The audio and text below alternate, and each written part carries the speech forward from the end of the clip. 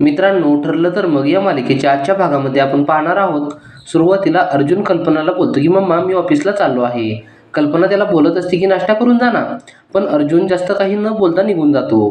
कल्पनाला अर्जुनचं वागणं जरा विचित्र वाटतं. इतक्यात सायली पण येते. कल्पना सायलीला बोलते की अर्जुन नाश्ता न करताच निघून गेला. सायली मग विचार करते की ती आता थोड्या वेळाने अर्जुनला डबा घेऊन जाईल आणि मग खरं तर तिला अर्जुनला थोडा आधार द्यायला जायचं असतं. सायली तिचं काम फारच पटपट आवरते आणि मग अर्जुनसाठी ती डबा घेऊन निघते. कल्पना पण सायलीला लगेच परमिशन देते. इकडे आता चैतन्य पण ऑफिसला चाललेला असतो. साक्षी येते आणि चैतन्याला बोलते की चैतन्य, अरे तो अर्जुन तुला अजून काहीतरी बोलायचा. चैतन्य बोलतो की एकदा काय तो सोक्षमोक्ष लावायला लागेलच ना. मला त्याला जाऊन भेटावंच लागेल आणि बोलावंच लागेल. तुझ्यासाठी नाश्ता बनवून ठेवलाय, तू जेवण बाहेरून ऑर्डर कर. असं बोलून मग चैतन्य निघून जातो. साक्षीला मात्र टेन्शन येतं की चैतन्य आणि अर्जुन दोघेजण बोलत बसले की ते दोघे परत एकत्र येऊ नयेत. इकडे आता मग अर्जुन चैतन्याची वाट पाहत उभा असतो. तो ऑफिसमधून चैतन्य येतोय का नाही ते पाहत असतो. इतक्यात चैतन्य येतो.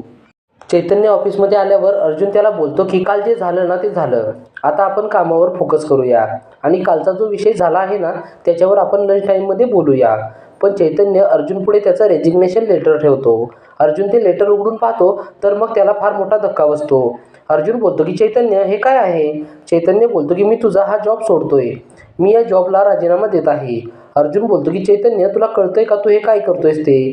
तू त्या मुलीमुळे असले कसले सुद्धा निर्णय घेऊ नकोस. तुला जेव्हा तिचं खरं रूप कळेल ना तेव्हा तुला फारच त्रास होईल. चैतन्य बोलतो की हेच तू साक्षीवर सारखं सारखं हे आरोप केलेलं मला अजिबात आवडत नाही. तू एकदा सुद्धा माझं म्हणणं नीट ऐकून घेतलं नाहीस. इतक्यात सायली पण आलेली असते आणि मग ती आतमध्ये येते. चैतन्य बोलतो की आजपासून तुझा आणि माझा संबंध संपला आणि तो पण कायमचा. सायली बोलते की चैतन्य भाऊजी, अहो ते तुमच्याशिवाय कोणताही निर्णय कधीच घेत नाहीत. तुम्ही अशी तुमची मैत्री तोडू नका प्लीज. तुम्ही त्या साक्षीला अजून नीट ओळखलं नाही. चैतन्य बोलतो की सायली, मला तू अजिबात सल्ले देऊ नकोस. मुळात तू यामध्ये पडूच नकोस. सायली बोलते की तुमच्या दोघांच्या मैत्रीचं नातं दृष्ट लागण्याजोगं आहे. पण आता खरंच त्याला कोणाची तरी दृष्ट लागली आहे. तुम्ही प्लीज असं काहीसुद्धा करू नका.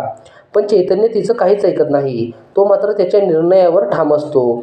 चैतन्य मग आता जाऊ लागतो. सायली त्याला थांबवू लागते. अर्जुन बोलतो की सायली जाऊ द्या त्याला.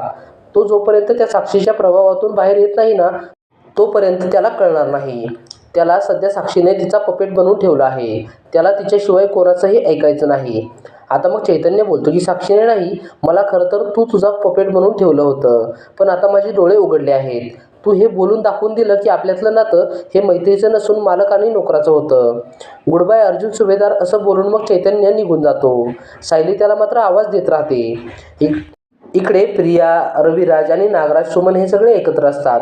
नागराज बोलत असतो की दादा, अरे उद्या साखरपुडा करायचा म्हटल्यावर एका दिवसामध्ये एवढी तयारी कशी काय करायची? जेवण आणि सजावट यांसारखी तयारी करायला वेळ लागणारच ना. रविराज बोलतो की आजकाल जे लोक वेडिंग प्लॅनिंग करतात ना ते लोक 2 तासांमध्ये सगळं काही रेडी करून देतात. सुमन बोलते की जेवणाचं मी बघते. माझी एक मैत्रीण आहे ना तीच जेवणाची ऑर्डर घेत असते. प्रिया मग रविराजला बोलते की बाबा आपण इतक्या लवकर काही करायला नको. आपल्याला तयारी करायला अजून वेळ भेटला ना तर फारच बरं झालं असतं. आपल्याला अजून तयारी करता आली असती. रविराज बोलतो की विपुलच्या आई वडिलांना साधा साखरपुडा करायचा आहे. त्यामुळे त्यांची पण इच्छा महत्त्वाची आहे ना. तू अजिबात टेन्शन घेऊ नकोस. उद्याचा दिवस फुल एन्जॉय कर. प्रियाच्या मात्र तोंडावर 12 वाजलेले असतात. पण ती रविराज पुढे खोटं खोटं हसत असते. इकडे आता अर्जुन फारच टेन्शनमध्ये बसलेला असतो. सायली त्याला सावरण्याचा प्रयत्न करत असते. सायली अर्जुनला बोलत असते की सर हे असं व्हायला ना नको होतं. सर तुम्ही थोडंसं जेवून घेता का? तुमच्या तब्येतीवर याचा परिणाम होईल. पण अर्जुन मात्र फारच नाराज झालेला असतो. त्याला चैतन्याने घरातून बाहेर काढलेले प्रसंग सतत आठवत असतात. मित्रांनो, आता पुढील भाग हा फारच मनोरंजक होणार आहे.